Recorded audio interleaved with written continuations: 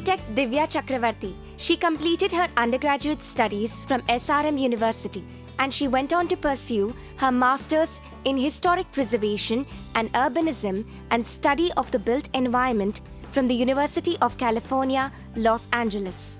She went on to work for the Department of Planning and Preservation for the city of Pasadena, California. She also did a brief stint of work for Historic Scotland, Edinburgh, UK. She also worked on conservation projects like Kalsa Mahal, Gokhale Hall in Chennai, and Marimalappa Educational Trust in Mysore. She is currently working as a director of Samrakshan Heritage Consultancy. She is also a co-founder of the Artisan Reprisal of Traditional Materials, Method and Technology. She goes on to conduct workshops to revive traditional and lost methods of construction. Welcome to the UGC lecture series. This is for Bachelor of Architecture and we are discussing architectural conservation. This is lecture number 5, third unit, Conservation Practice. In this unit, we shall hope to discuss listing of monuments, documentation of historic structures, assessing architectural character, historic structure report, guidelines for preservation, rehabilitation, adaptive reuse of historic structures, case studies of palaces in Rajasthan, Chettinad and Swamimalai dwellings, seismic retrofitting and service additions to historic buildings, and finally, heritage site management. Primarily, we will start with listing of monuments. In the previous unit, we saw about the conservation practice in India as such. Now, conservation in India as such. Now, we will go to the practical part of it, the conservation practice and how is it that it is done finally. The first important thing that is done is listing the building. You need to have a heritage building list or an inventory of buildings which are stated by the ASI. The ASI takes care of all buildings that are 100 years or plus, but this covers about only 5,000 monuments at the national level and about 3,500 at the state level. This is definitely not sufficient. It does not cover all of our heritage buildings and its focus is on monuments only.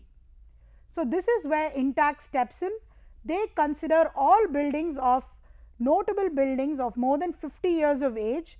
They are notable because of architectural, historic, archaeological or aesthetic importance. INTAC's inventory is referred to as the National Register of Historic Properties. What usually happens is what is there in the ASI will also be in the INTAC because they have to have a comprehensive list that covers everything. So, what does this list actually do? It attempts to create a systematic, accessible, retrievable inventory of the built heritage of this country. It also hopes to serve as a resource material for developing heritage conservation policies and regulations. Once a property or building is listed in a particular heritage list either by the INTAC or the ASI, it has to undertake necessary conservation activities which are formulated by particular people in the planning authority which protects these buildings. For a holistic viewing of the architectural heritage, Register of Craftspeople also have to be associated with this, so they can actually give their expertise on different buildings that require their expert work. It is important that the buildings listed and associated activities are constituting part of the living heritage, that these buildings do not become obsolete, and if at all a building is obsolete, it has to be listed as an obsolete building which gives it purpose and a suggestion that it can be rehabilitated into a new purpose. Now, what is the selection criteria for a building to be listed? You have historical significance, historic integrity and historic context. Now, if you think of historic significance, it is either association with events or activities or patterns. So, this gives the importance of a property. What is the event? For example, it could be the Kumbh Mela or it could be the Kumbhabhishekam of a particular temple. So, that is an event or an activity that gives importance to that particular temple. The next thing is important association with important people or ordinary people who have made significant contribution to India's living heritage. For example, it's Mahatma Gandhi's house at Porbandar, Gujarat. Distinctive physical characteristics of design, construction, or form, or work of a master craftsperson. Example, the ancient temples of India, or you have the Sistine Chapel. Because Michelangelo worked on it, it's important. So even if it's a master craftsperson who's worked on it and it could be his last piece of work, it gives it a criteria to be preserved or listed. So what actually happens when this listing actually occurs? You get a background of information for your socio-economic history, like railway stations, town halls, markets and things like that. Technological innovation could also be represented, like a particular dam, bridge.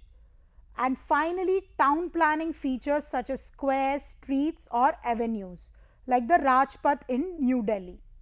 Historic integrity. This refers to a property's historic identity. This could be surviving physical characteristics or significant elements that have existed in the property's history. The original identity includes the changes or additions that have been made over in historic time. For instance, the original construction of a building could be 1720, but additions could be made in 1748 and then in 1800s. But with respect to the original date of construction, yes, it is additions. But from the perspective of 2016, they are all part of the historic fabric and part of the illustrious past of the building. So we need to make sure we retain the original materials, design features and the method of construction. Suppose there are major changes made in any of these categories, then we can make sure that this building is just listed, but we clearly state that it has lost its integrity. Finally, historic context basically refers to properties or information with respect to historic trends or an important theme in history over a period of time. It could be a particular event that has occurred there or a series of community that has lived in that particular time. It could be the Mada streets around a temple where you had the Agraharam. It no longer exists like that. But the houses of the Agraharam could still have an historic context that exists even today. So this is where the next stage comes in, from an individual building to a precinct or a district. Precincts are properties with multiple owners. So it is not an individual building that we are talking about, but a group of buildings that are clumped together into a cluster. For example, you have the Agra Fort complex, but in the Agra Fort complex, you have the Jahangir Mahal, the Diwani Am, Diwani Khas, Moti Masjid. All of these are individually very important, but you put them together, they are equally more important in terms of Agra Fort complex. So it has to be documented together, but also individually. Now we come to the next stage. Now that our building is listed, what is the next step in practice? We have to document these historic structures. It has to be documented in their existing conditions. Photogrammetry is the science of basically taking photographs and making reliable drawings from these photographs. If you look at some of these old ancient historic buildings, they are vast and huge. It's not possible to take a tape and measure it. So photogrammetry helps us in these situations. And these drawings can be used to record the design of an important historic structure. Digital drawings will also help us make a set of base drawings so we can make damage mapping, and it will give us a good starting point for a conservation project. It's crucial to document the building before any changes are made, because if any changes are made later on, we will know what is an addition, what has been removed, what is not true to the time, and what has been made and recorded accordingly. Now, with respect to documentation, there are 4 standards that a conservation architect should follow. Number 1, it should adequately explicate and illustrate what is actually important and valuable about the building. That is very crucial. What is it that is important? Standard 2, the documentation should be prepared accurately from reliable sources. If there are limitations, those limitations should be clearly stated. So independent verification from another body is also possible. Reliable sources in the sense certain buildings might not have a written document about it. And if we go about doing research for the same, it should be only from reliable sources whom we can write as a reliable source at the end of a document that okay, so and so person with so and so history has given us information about this so called building. The third standard, documents shall be prepared on materials that are readily reproducible, durable and standard size. So, if our original historic material is completely deteriorated, if it no longer can be made, it has to be suggestion should be made such that the closest material that is existing today may be used. The final standard, documentation shall be clearly and concisely produced. Now, what does the typical documentation of a historic structure consist of? Number one, drawings. Drawings encompass both sketches, detailed plans, elevations and sections with measurements. Photographs. Photographs could include large format of not only the exterior but interior views highlighting the main characteristics of the building for both documentation and later damage mapping. The process of documentation itself is quite a tedious process. It's not going to happen overnight. Sometimes it takes months, and if the site is a very vast site with number of buildings, it could be years, like the Agra Fort complex. In such a case, documentation, the photographs of one building could be done in 2015 and the other building is in 2016. So, there is a wear and tear of another 1 year in between. So, this helps us in damage mapping the photographs. So, if you have photographs that are characterized and distinguishable based on date, this will help us. Then written data, history, architectural, archaeological data, any relevant information with respect to the site or surrounding the site comes under this category. And inspection of tests which have been conducted on a building in the past, that also has to be included as a part of the documentation. Now, we decide we have to document the building. Now, we have decided that what are the values. We have to assign or discuss the architectural character of a heritage building. Only then can it be documented. So, how do we assess the architectural character of a historic structure? Number one, we have to identify the visual aspects of the historic building so we can preserve the character of that building. Two important goals. Number one, again, preservation of the historic material and preservation of the building's distinguishing features and characters. So, every old building has its own identity, it has its own character, and different visual aspects and physical features come into this picture. So, we have to study the overall structure of it. Now, you have different ways of understanding old buildings. They can be specific building types, like it could be a temple, it could be a school, it could be a church. So, that is use typology way we are distinguishing it. Next, they can be studied as examples of specific materials. Yes, it is a sandstone building, no, it is a limestone or marble building, or it is a granite building. Third, it could also be considered as examples of a historical period.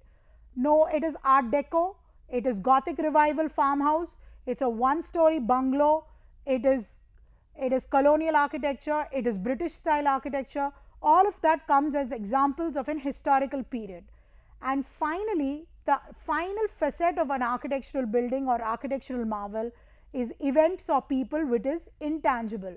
Oh, this is where the Dundee March started. This is the building where the Independence Bill was signed. So, things like that are associated with the building. So, that is the final reason. Now, what is the process of identifying the visual character? There is a three-step approach that is used, and this can be used by even laymen to examine and identify those important features that contribute to a visual character of a building.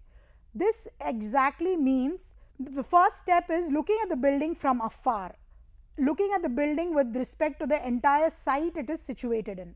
Next, going close and studying the building at arm reach level. That is, you appreciate its materials, the craftsmanship and the surface finishes. And then finally, the third step is going into the building and going through the building to perceive the different spaces, perceive the details that are there in the interiors and the interior visual character. So, step 1, identifying the overall visual aspects. This is easy. This is done like even from a layman's point of term. You have to just identify based on shape of the building, openings in the building, roof and related features, projections, trim and setting. So, when you actually look at the building from afar, oh okay, I see a sloped roof, I see a flat roof, I see so many domes, I see so many balconies, I see so many galleries. So, it is just a study of the overall visual aspects of the building from the outside. Step 2, visual character at a close range. This comes to a little more knowledge about the building that you need to have, because you come to an arm's length, you come to where you can touch the building, and this is done based on materials, craft details and craftsmanship. So, here you study the color and texture of the materials, any surface evidence of craftsmanship showing the age of the building or showing deterioration, any material that's contrastingly different from the original. All of this is what you study in the second stage. The third and the final stage is the visual character of interior spaces, features and finishes.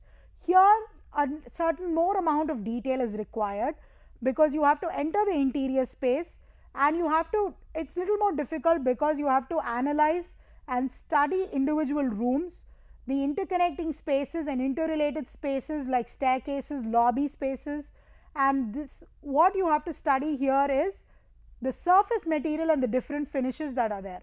Instance, it could be a marble floor with granite columns, it could be a cornice made of POP at a later date. So, all of this has to be studied in detail, and at the same time you have to even study the purpose of each room.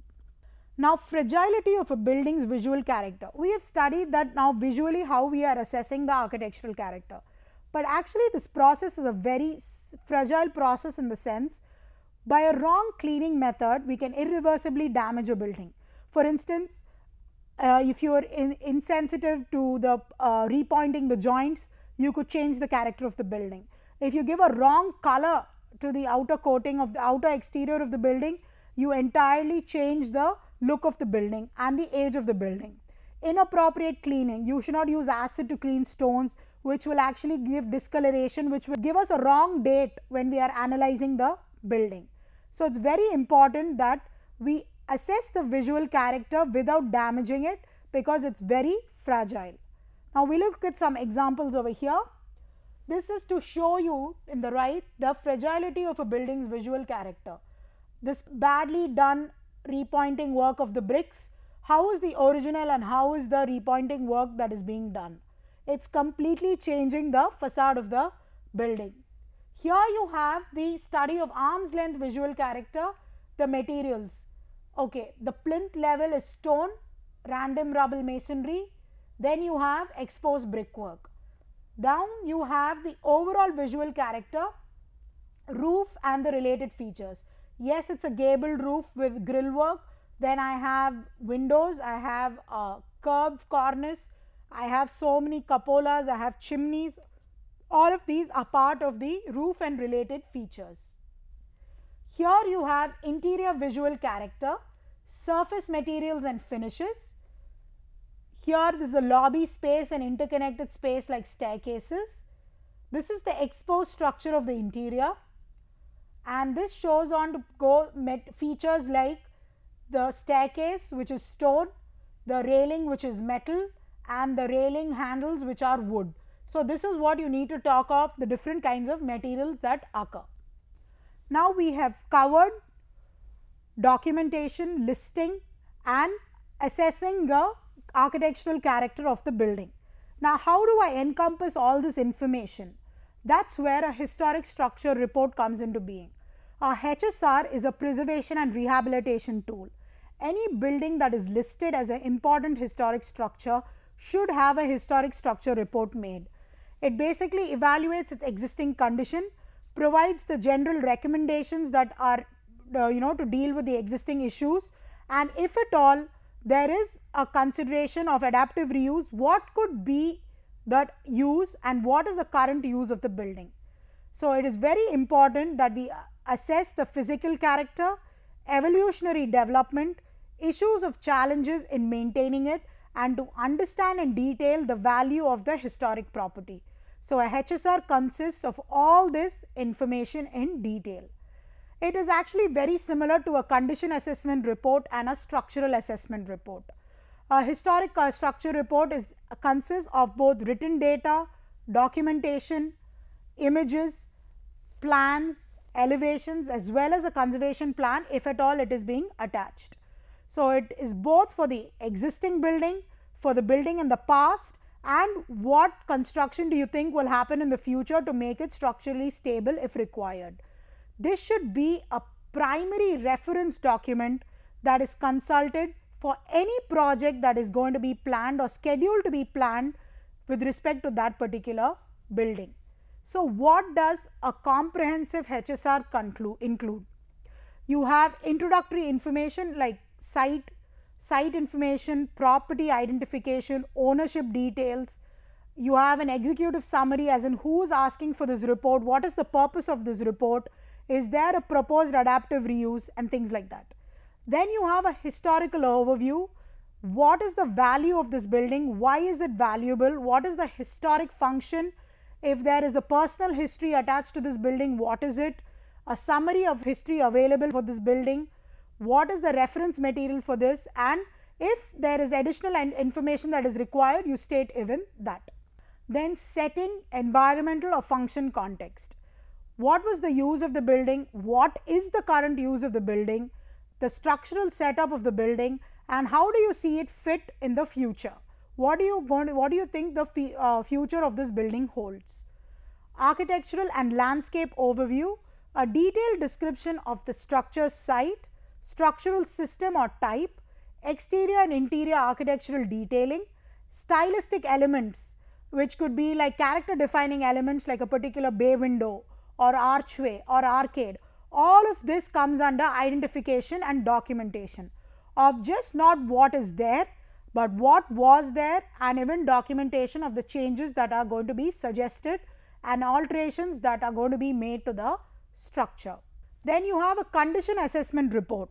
This consists of summary description of the existing condition, then the existing condition of by just not drawings but also photographic images, room by room description of the interiors, evaluation of the physical condition of the structure, including what is the quality of masonry, how is the mortar, how is the roofing, what kind of walls, ceilings, all of that. So, everything is going to be evaluated in this. Then you have an accessibility assessment.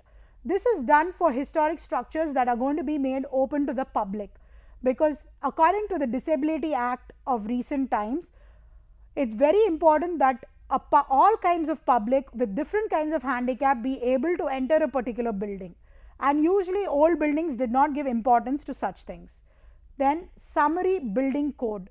There are lots of evaluation of documentation when we go through an old building. You will see there are a lot of violations to the current building code. They might not have toilets, they might not have cross ventilation or lighting entering the building. So, things like this also has to be made upon. Then you have recommendations for repair, replacement or restoration. What is it that you are going to recommend for this building?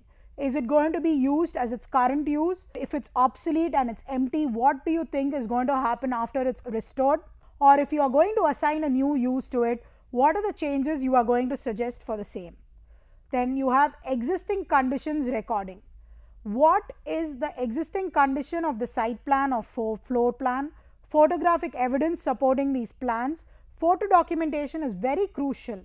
Like I mentioned, deterioration can happen over time, just a few days and few months. So, all of this needs to be recorded through photo and video documentation. And if at all there is supplementary information available like old site drawings, even that has to be provided. Now, guidelines for preservation.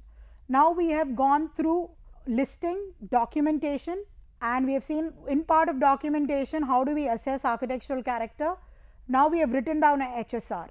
Now, we have a HSR in hand and say we have a building in hand. If I am going to preserve it, these are the guidelines I have to follow to preserve it. A recommendation on understanding what is the character defining elements of the building and how it actually contributes to the heritage value. Next, you have recommendations on documenting the character defining elements and an overall assessment of the physical condition of the building. In the sense, what level of intervention do you think is going to be required? In the scale of 1 to 7, like we discussed in Unit 1, are you going to go for 1 or are you going to go for 7 and substantiate the reason? Recommendations are then presented on protecting and maintaining the elements. It's not enough that you just protect it and forget it. You have to even give a maintenance schedule such that the material does not deteriorate further. And like we've mentioned, it has to, in possible case, it should be the least degree of intervention. Then you provide recommendations on how you want to retain sound elements, and if the elements are not of good structural method or character, how it can be repaired, and if it cannot be repaired, it has to be removed or replaced. What is the best way to do so without hampering the integrity of the building? Next, you come on recommendations for stabilizing the fragile and deteriorated parts. Then you have the structural reinforcement. A limited amount of repair and replacement could be given. So then here we think of guidelines for preservation, we think of terms of repair, but instead of repair we need to think of terms like re-establish, rejuvenate, which is more appropriate because addition of new materials is not advisable. Now if you think of the guidelines for adaptive reuse, it's similar to that of preservation except in terms of documentation, whatever the building has to have in terms of character, all that is the same. But we need to have a new use assigned to the building such that it does not affect original character of the building, nor does it affect the original purpose of the building. So it has to have, the developer should have an understanding of the heritage status and then pursue the development and make sure the heritage of the building is retained and the value is not lost. Definitely we have to assign a better use for the building and make sure the adaptive reuse project has minimal impact on the values of the building. We need to discourage things like facadism, where only the front facade of the building is maintained and the rest of it is gutted out and changed. Then you need to require new work which is marked as contemporary. We shouldn't try to pass off our current work as something that is old. And if a new use is being assigned to the building, it has to be compatible to the original use. Now if you think of adaptive reuse, the whole idea is it has to provide new housing, commercial opportunities as well as economic opportunities for the society it is built in. And one of the main environmental benefits for reusing the building is the retention of the original building's embodied energy. There is nothing more sustainable than using an old building that is already existing and assigning a new purpose for it, which is the basis of green architecture. So we come to the end of this lecture. Here at the end of this lecture, we hope to have covered the listing of monuments, documentation of historic structures, historic structure report, and the guidelines for preservation and adaptive reuse. At the end of this, we should be able to answer the following questions. What is the purpose of listing of monuments? How can one assess the architectural character of the building? What is the historic structure report? What are its main elements? Discuss the guidelines for adaptive reuse of historic buildings. That brings us to the conclusion of this lecture. Thank you.